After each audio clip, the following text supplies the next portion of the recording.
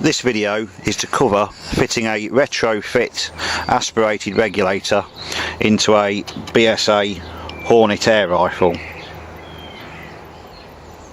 Firstly, make sure that the air reservoir is empty of all the gas and that you're happy that there's no residue air pressure left inside. Next, clean the top of the reservoir cylinder with a little bit of light spirit.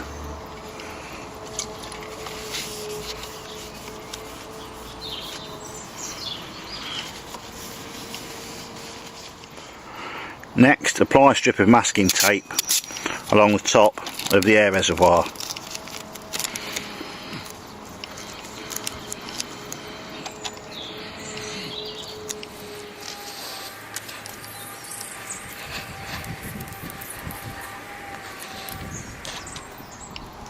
Then draw along either side of the barrel.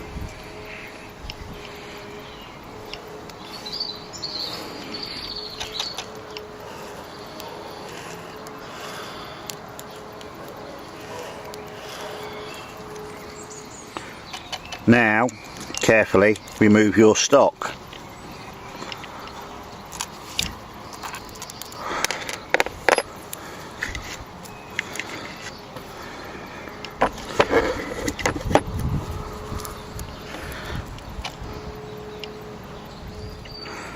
Now remove the nut that holds the stock in situ and the cocking linkage.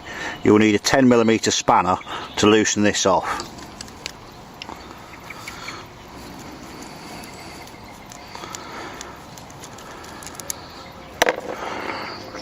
Once removed, be careful with it because it's still going to be attached to the trigger mechanism and wobbling about, so be careful not to damage it. Hopefully now the air reservoir should simply unscrew. To aid this, you can apply a smear of oil or silicone grease to the outside of the air reservoir so as it slides around past the action block easier.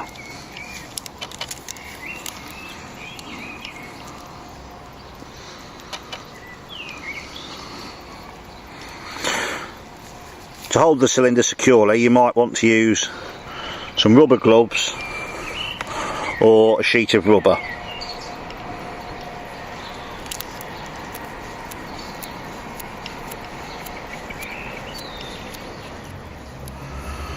Once the reservoir has been unscrewed, here is the sealed regulator unit of the BSA, which we'll be replacing with the breathe hole aspirated version. This unit should fairly simply unscrew.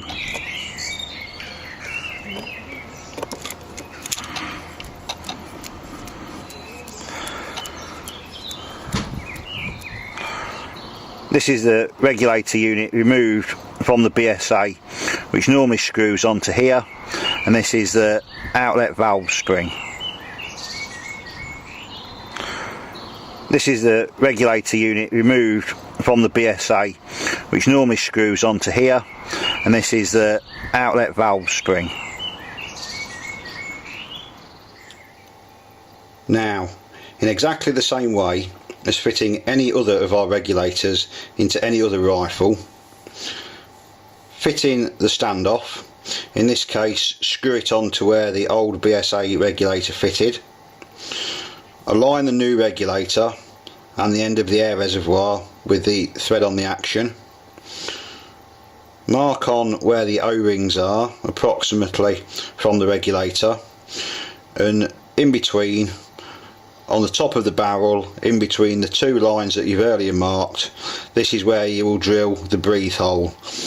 This can be as small as you can possibly make it, but generally it's about 1.5mm to a maximum we recommend of 3mm.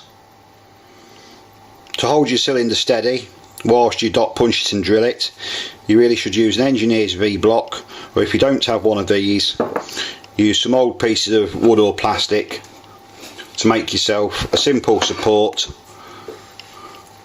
to stop your reservoir rolling away whilst you're working on it.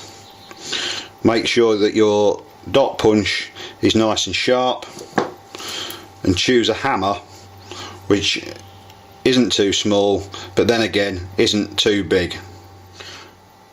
When dot punching, make sure that the punch is held firmly down towards the reservoir. If you hold it too loosely, the hammer and the punch might bounce and you'll end up with two dot punch marks. When you come to drill your reservoir, use the smallest drill you can. This is normally a 1.5mm drill, as most chucks tend to be 1.5 to 13mm. Don't set the drill as far down as this, because it will have a tendency to waver off. You're much better to set it higher up in the chuck jaws. Also, with a small drill, you need to run the drill at a fast speed.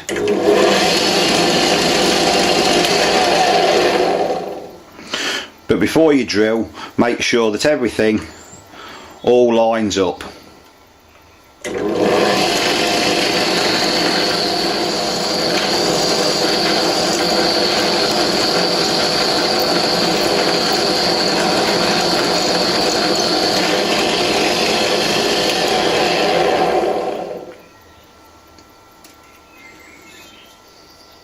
Now, if you've got a slightly bigger drill than the one you've just used, and you go through with this afterwards, it will help remove some of the burr from the inside of the tube, which you need to get rid of. So if you've drilled with a 1.5mm drill, but you've then got a 1.6 or 1.7mm drill handy, it's an idea to run that carefully through the hole, and this will make removing the burr on the inside very slightly easier. If not, you'll just have to be very careful removing the burr that is there. The very best tool to help remove the burr from the inside of the hole is a very small ball-ended dental burr that you can put through from the outside on a Dremel or little drill, and then chisel away and to remove the burr on the inside of the cylinder. If you don't have a dental burr that you can use a curved file of roughly the same sort of curve of the inside diameter of the air reservoir. You can put a bit of tape around it to stop yourself catching the threads, put a pen mark on it so you know exactly roughly where you're going to be filing, and then very carefully just use that to start with to get any very rough pieces off, and you can just work that back and forward and feel that. Don't press too hard because you don't want to put marks in the cylinder wall. You just want to knock the burr off that's there from the drill. Then continue the cleanup process with some fine wet and dry on a suitable piece of rod, possibly with a bit of tissue or sponge in between to expand it out into the bore. Mark on again whereabouts the hole is, and then simply insert that into the tube and continue to remove the rest of the burring until you're quite happy that everything is well done. Then once you've removed the burr and removed any dirt from in the cylinder with a little bit of tissue on a rod, it's time to reassemble the rifle. This is very simple. You take the new regulator, smear the body case well with the silicone grease provided, place some of the silicone grease down also inside the cylinder, and then when you place the regulator into the reservoir, the tail goes towards the fill end. Make sure that the breathe hole is facing up towards the hole that you've drilled, and simply push it into place.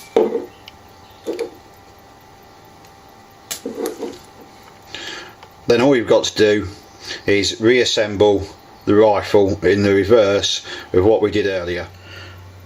Once you've put the regulator in your rifle, you can then adjust a few settings to get the most number of shots possible. If you can remove the back cap of the action, you can use Allen key to wind the hammer spring in and out to adjust its tension. To remove the regulator from the air reservoir, you would simply use a M5 screw and an Allen key. You can put this down inside the cylinder and it screws into the front, and then you can pull the regulator out of the rifle using a pair of pliers. Then if you watch the video on pressure adjustment, you can adjust the pressure that the regulator gives out with the adjustment screw on the back. So playing with those settings should mean that you can get the gun set up absolutely perfectly and get a large number of shots from it, exactly as you did when the BSA regulator was in the gun from new.